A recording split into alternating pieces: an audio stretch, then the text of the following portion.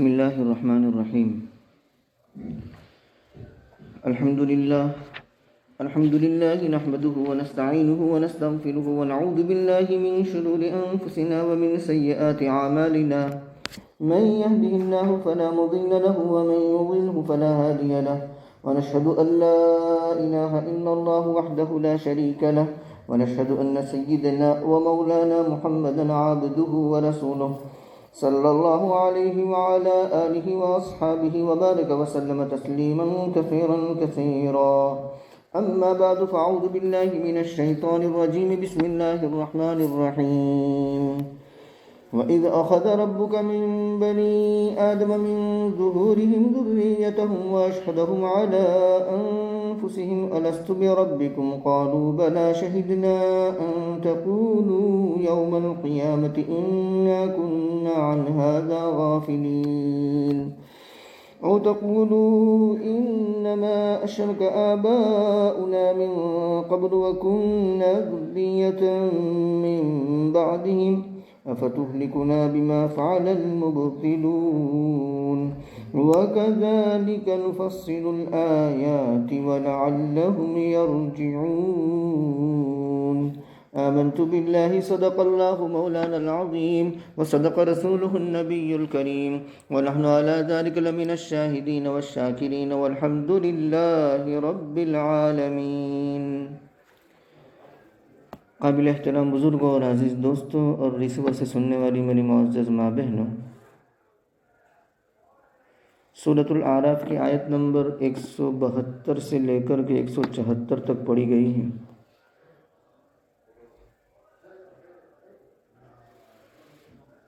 ان آیات میں عہد الستو، جو بہت مشہور میثاق اور عہد ہے، اس کا بیان ہے. احادیث مبارکہ کے بیان کے مطابق وادی نعمان میں، جو عرفات کے قریب ہیں، نبی کریم صلی اللہ علیہ وسلم نے حضرت آدم علیہ السلام سے ان کی ذریت، ان کی پشت سے ان کی ذریت کو چونٹوں کی شکل میں نکالا، اور پشت در پشت جو بھی اس دنیا میں آنے والے تھے ان تمام کو اللہ تبارک و تعالیٰ نے وہاں نکالا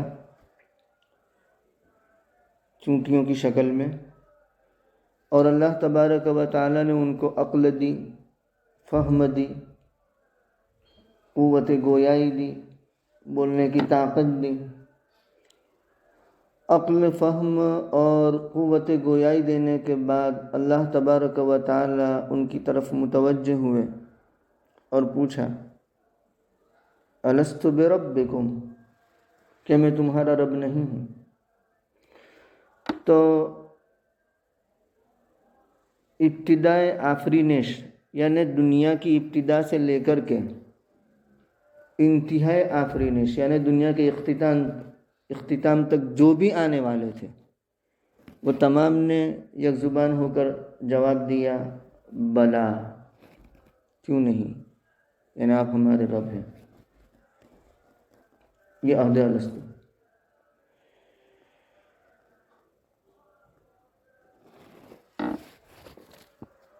مسند احمد میں ذرا تفصیل کے ساتھ واقع آتا ہے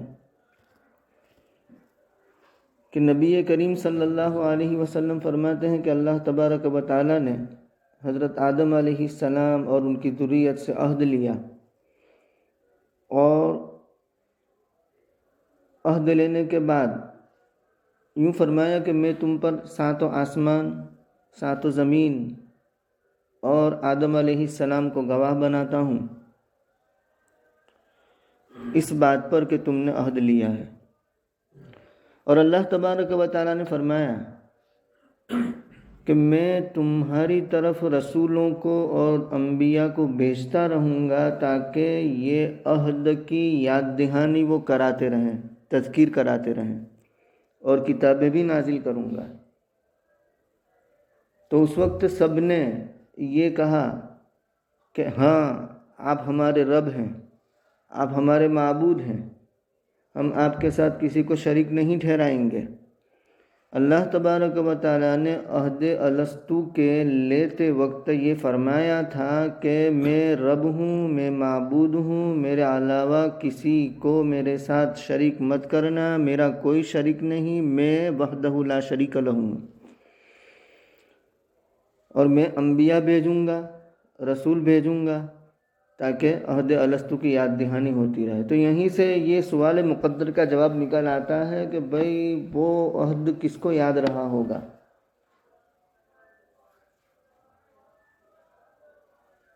اگر یاد نہ رہا ہے تو انبیاء کرام علیہم السلام اور انبیاء کے بعد مصلحین عظام، اسلاف کرام، علماء کرام، بزرگان دین یہ آتے رہیں اور انہوں نے اسی عہد الستو کی یاد دہانی کرائی۔ انداز سب کا الگ الگ، لیکن اسی عہد الستو کو وہ یاد کراتے رہے، ریویو ہوتا رہا، اس کی تجدید ہوتی رہی،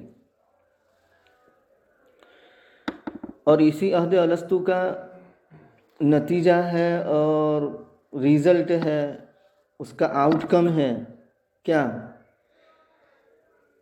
کہ دنیا کے اندر ہر انسان یہ چاہتا ہے، یہ سمجھتا ہے کہ مجھے جس نے پیدا کیا ہے، اکثریت بہت قلیل تعداد ہیں وہ جو کسی بھی خالق یا کسی بھی رازق یا کسی بھی مالک کے قائل نہیں ہیں، ایدھسٹ جسے ہم کہتے ہیں۔ باقی اکثریت انسانوں کی یہ ہے، وہ یہ سمجھتی ہیں کہ ہمیں جس نے پیدا کیا ہے، مجھے جس نے پیدا کیا ہے، مجھے اس کی عبادت کرنی چاہیے، اور اسی لیے وہ ایسی ذات کی تلاش میں ہے کہ جس کی وہ عبادت کریں۔ شیطان ان کے بیچ میں آ گیا اور ان کو ورغلایا اور شرک میں مبتلا کر دیا۔ تو جو مشرکین ہیں ان سے بھی آپ پوچھیں گے کہ تم یہ بتوں کی عبادت کیوں کرتے ہیں، تو ان کا جواب قرآن کریم میں ہے کہ ما نعبدہم الا لیقربونا الی اللہ زلفی، کہ ہم ان کو نہیں پوچھتے مگر اس لیے تاکہ وہ ہمیں مرتبے کے اعتبار سے اللہ کے قریب کر دیں۔ تو معلوم ہوا کہ مشرکین بھی یہ سمجھتے ہیں کہ یہ شرک ہے، وہ یہ خیال کرتے ہیں۔ شیطان آیا، ورغلایا، تبھی تو وہ یہ جواب دیتے ہیں، اور اسی عہد الستو کا نتیجہ ہے۔ اور نمبر 2 یہ بھی سمجھنا چاہیے کہ اللہ نے عقل و فہم بھی دی ہے۔ کوئی یہ کہہ سکتا ہے کہ اگر کوئی ایسا شخص ہے کہ جس تک کوئی بات پہنچی ہی نہیں، کوئی نبی نہیں پہنچا، کوئی رسول نہیں پہنچا، حالانکہ قرآن کریم نے تو ببانگ دہل یہ کہہ دیا ہے کہ وَإِن مِّنْ أُمَّةٍ إِلَّا خَلَا فِيهَا نَذِيرٌ، کوئی ایسی امت یا نیشن نہیں گزرا کہ جس میں کوئی ڈرانے والا، وارن کرنے والا نہ آیا ہو۔ لیکن تاہم امت کے اعتبار سے یہ بات درست ہے، لیکن امت کے اندر جو افراد ہیں ان افراد میں سے کوئی فرد یہ کہہ سکتا ہے کہ میں تو بیاباں میں تھا، جنگل میں تھا، پہاڑوں میں تھا، غاروں میں تھا، مجھ تک تو کوئی آیا ہی نہیں۔ تو اس کے لیے اللہ تبارک و تعالیٰ نے عقل و فہم رکھی ہے، وہ اپنی عقل کے ذریعہ، اپنی فہم کے ذریعہ اللہ تبارک و تعالیٰ کی قدرت کے مظاہر کو دیکھ سکتا ہے اور اللہ تبارک و تعالیٰ پر ایمان لا سکتا ہے۔ تو ایک تو عقل و فہم، دوسرا عہد الستو، یہ دونوں کا یعنی یہ دونوں مرکب چیزیں ہیں۔ ان دونوں کا نتیجہ کیا نکلا کہ دنیا کا ہر انسان یہ سمجھتا ہے کہ مجھے اس ذات کی عبادت کرنی چاہیے جس نے مجھے پیدا کیا ہے، اکثریت یہ سمجھتی ہے۔ اسی لیے جب توحید پرست مشرکین سے کہتے ہیں کہ بھئی یہ تم شرک میں کیوں مبتلا ہوتے ہو، تو ان کا جواب جیسے میں نے قرآن کے روشنی میں سنایا کہ ان کا جواب یہی ہوتا ہے کہ اللہ کے قریب ہونے کے لیے ہم ان کی عبادت کرتے ہیں۔ تو کہیں نہ کہیں عہد الستو کا اثر ہر ایک کے اندر ہے۔ اب لوگوں کو وہ عہد الستو کی کیفیت یاد ہو کہ نہ ہو وہ الگ بات ہے، لیکن غیر شعوری طور پر وہ اس بات کا قائل ہے کہ مجھے اس کی عبادت کرنی چاہیے جو ایک ہے، جو سب کو پیدا کرنے والا ہے۔ تو اسی عہد الستو کا ذکر ہے یہاں۔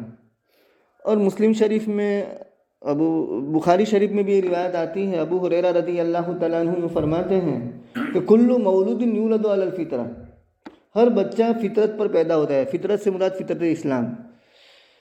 فابواہ یحودانہ او ینجسانہ او ینصرانہ، اس کے جو والدین ہیں وہ اس کو یہودی بنا دیتے ہیں یا نصرانی بنا دیتے ہیں یا مجوسی بنا دیتے ہیں، یعنی فاحر ورشی پر بنا دیتے ہیں۔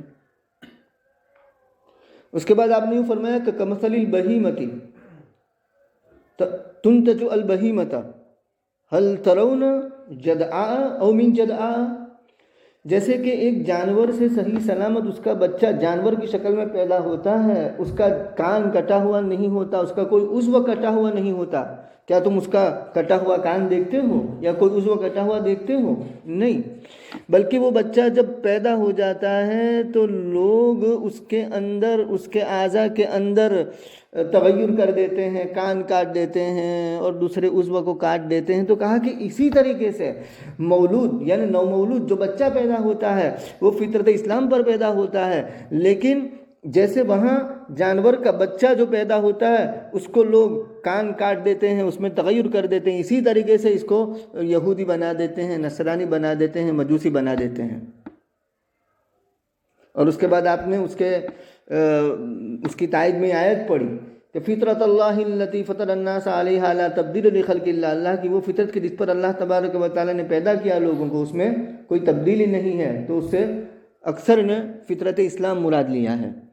اور یہ طے شدہ بات ہے کہ اگر کوئی نو مولود پیدا یعنی نیا بچہ جو پیدا ہوا ہے اس کو بند کمرے میں پیدا ہوتے ہی داخل کر دیا جائے اور ایسے اسباب مہیا ہو جائے کہ اس تک پانی پہنچے، اس کی نورشش اور اس کی پرورش کے جو بھی اسباب ہیں وہ سارے وہاں پہنچتے رہیں، اور اس کو باہر کی ہوا نہ لگے اور اس کو سمجھ بوجھ آ جائے، وہاں تک اس حالت میں رکھا جائے، تو وہ اس بات کی شہادت دے گا کہ اللہ تبارک و تعالیٰ کے علاوہ کوئی معبود نہیں، وہی رب ہے، وہی خالق ہے، وہی رازق ہے۔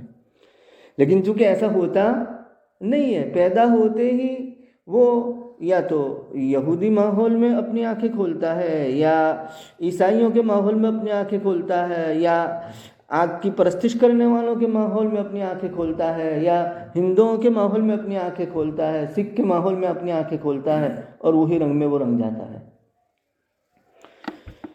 وَإِذْ أَخَذَ رَبُّكَ، یاد کرو اس وقت کو جب کہ نکالا تمہارے رب نے بنی آدم سے یعنی ان کی پشتوں سے ان کی ذریت کو، اور ان کو گواہ بنایا ان کی ذات پر، اور اس کے بعد کیا فرمایا؟ أَلَسْتُ بِرَبِّكُمْ، کیا میں تمہارا رب نہیں ہوں؟ یعنی اللہ تبارک و تعالیٰ نے عقل، فہم، ادراک پیدا کر دیا تھا ان کے اندر، اور اس کے بعد یہ پوچھا تھا۔ قالوا بلا، انہوں نے کہا کہ کیوں نہیں، آپ ہمارے رب ہیں۔ شہیدنا، ہم گواہی دیتے ہیں کہ آپ ہمارے رب ہیں، آپ ہمارے خالق ہیں، رازق ہیں، پرستش کے قابل آپ ہی ہیں۔ کیوں ایسا کیا؟ دو وجہ بیان کی ہے۔ ان تقولوا یوم القیامت انا کنا عن هذا غافلین، کہیں یہ کہو قیامت کے دن کہ بے شک ہم تو اس سے بے خبر تھے، اس سے لاپرواہ تھے، ہمارے علم میں یہ تھا ہی نہیں۔ تو یہ نہ کہو، اس وجہ سے یہ عہد لیا ہے، عہد الستو لیا ہے۔ دوسری بات، او تقولوا انما اشرک آباؤنا من قبل وکنا ذریۃ من بعدہم، یا یہ کہو کہ یقیناً ہمارے باپ دادوں نے شرک کیا ہم سے پہلے، اس سے پہلے، اور ہم تو ان کے بعد ان کی اولاد ٹھہری، کرے کوئی بھگتے کوئی، یہ کیسے، ہمیں کیوں سزا دی جاتی ہے؟ کہا کہ یہ بھی تم کہہ سکتے ہو، تو کہیں یہ کہو۔ تو اس کہنے کو بند کرنے کے لیے، حجت تام کرنے کے لیے، اتمام حجت کے لیے ہم نے یہ عہد لیا۔ یا کہنے لگو کہ یقیناً ہمارے باپ دادوں نے شرک کیا اس سے پہلے اور ہم تو ان کی ذریت رہے، ان کی اولاد رہے ان کے بعد، تو ہم ان کی تابعداری کرتے رہے، انہوں نے کیا، ہم نے تو صرف ان کی اتباع کی۔ تو یہ نہ کہو، اس لیے میں نے یہ عہد الستو لیا۔ افتہلکنا بما فعل المبطلون، کیا آپ ہمیں ہلاک کر دیں گے اس وجہ سے جو باطل پرستوں نے کیا، یعنی ہمارے اسلاف نے، ہمارے باپ داداؤں نے کیا، یہ تم کہہ سکتے ہو، تو یہ نہ کہو، اس وجہ سے یہ عہد لیا۔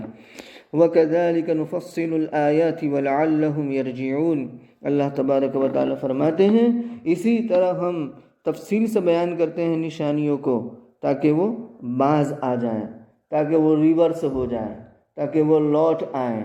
کس بات کی طرف لوٹ آئے؟ اللہ تبارک و تعالیٰ کی عبادت کی طرف لوٹ آئے، رب کو ماننے کی طرف لوٹ آئے۔